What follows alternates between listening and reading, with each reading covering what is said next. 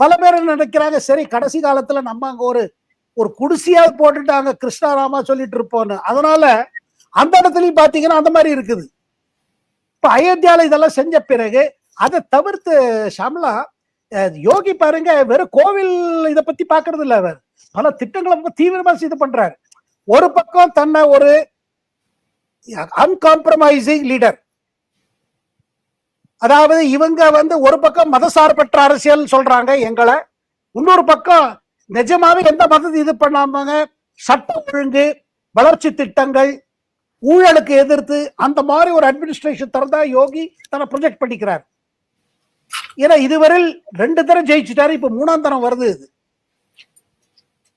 இதுக்கு பிறகு என்ன சொல்றாங்க, மோடிக்கு பிறகு யாருன்னா பிஜேபியில, அது யூபியில எல்லாம் பாத்தீங்கன்னா யோகி பேர் எடுக்கிறாங்க. சோ இந்த மாதிரி ஒரு பெரிய பிக்சர் ஒண்ணு உண்டாயிட்டு இருக்காங்க.